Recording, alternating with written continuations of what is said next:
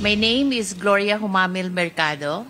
I was appointed as DepEd Undersecretary by President Marcos, as recommended by Vice President Sara Semerman Duterte in 2022.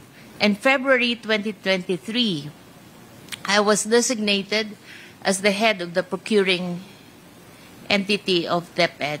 Between February 2023 to September 2023, I received a total of 9 envelopes labeled Hope.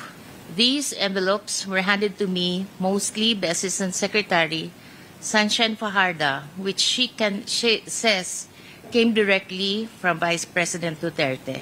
Sometimes in October 2023, as the likelihood of a bidding failure for DepEd computerization have become apparent, I was approached, by Attorney Monsayak, and he suggested in the presence of other officials who was with me that the bidders should just discuss among themselves.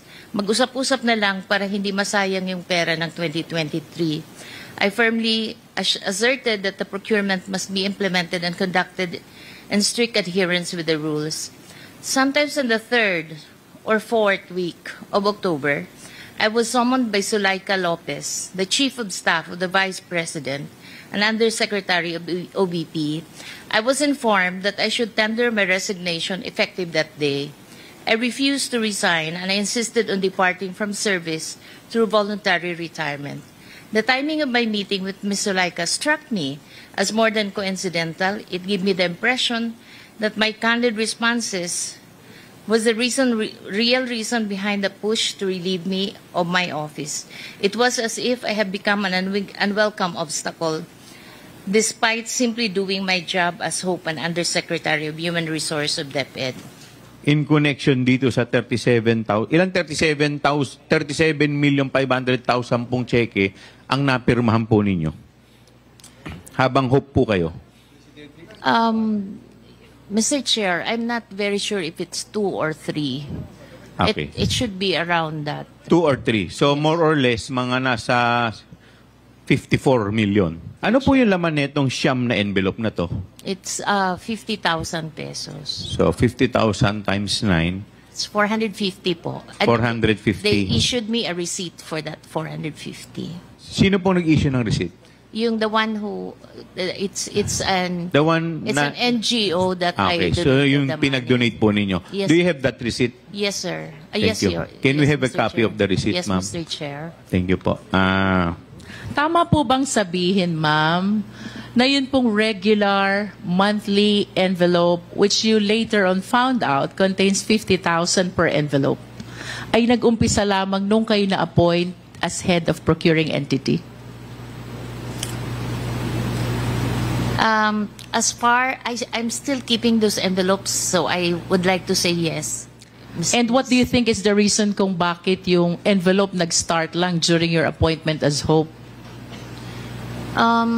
Bakit po walang envelope nung HR pa lang kayo? Tapos biglang nagka-envelope nung naging Hope kayo? I think it's like an allowance maybe for an extra work because sometimes I have to stay until midnight to look at the documents. Why were you so uncomfortable with the envelope when you believe that that is just an allowance? Because, Ma'am, I'm 40 years, Mr. Chair, I'm 40 years in government. The only time I have an ombudsman case is when I advised my principal not to sign an importation, when I was the Deputy Cabinet Secretary, and I advised my principal not to sign an importation because there was no rice crisis. That's my only ombudsman. I have to protect that name. The reason why you are considering all these concerns is because you believe that the envelope is a bribe.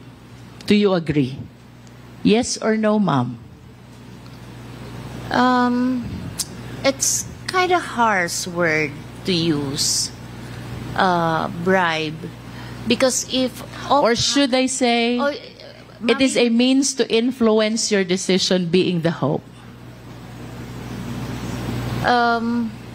It could be. You said yes to that? You said it could be. Could be. I wish to manifest, Mr. Chair, that on the story, on the narration of the resource speaker about this envelope she received and she refused to open until the same is donated from February 2023 to September 2023 is a means actually to influence the decision of our resource speaker being the one who approved all the decision of the BAC in behalf of the DepEd Secretary. You mentioned in this paragraph that a certain Attorney Reynald Monsayak suggested in the presence of 3 DepEd officials na pag-usapan na lang ang 2022 budget para hindi masayang. However, you firmly asserted that the procurement must be implemented and conducted in strict adherence with the rules. Do you confirm this? Yes. And Attorney Monsayak heard that. Yes po.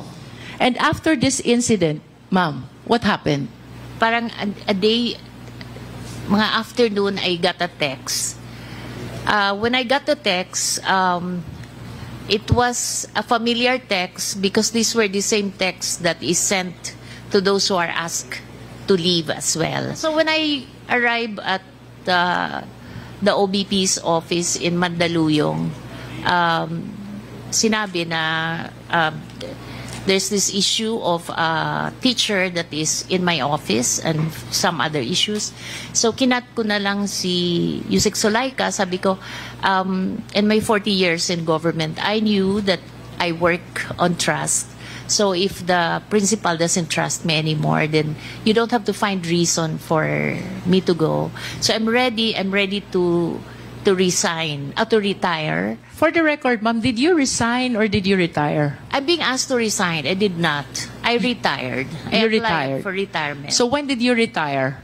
Effective November 1. So that is 1 month No. from the supposed date when they you're don't supposed to retire? They don't like 1 month. I was actually trying to ask for December 30, but they wanted it on that day that they spoke to me. Sasang-ayon po ba kayo if I would say na yung pagtanggi nyo kay Attorney Reynald Monsayak na pag-usapan na lang yung 2022 continuing fund ang dahilan kung bakit kayo pinagre-resign ni Attorney Zulueta? That's very speculative, ma'am. From your point of view, ma'am, it can be right, it can be wrong, but from your point of view, It could be. it could be the reason. Dahil tumanggi kayo na pag-usapan ang 2022 continuing fund, posible na ito ang dahilan kung bakit kayo pinag-resign ni Attorney Zulueta.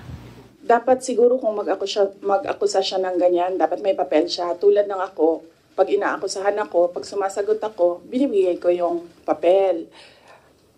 Gloria Mercado is a disgruntled former employee of the Department of Education. She was let go because of loss of trust and confidence sa Office of the Secretary.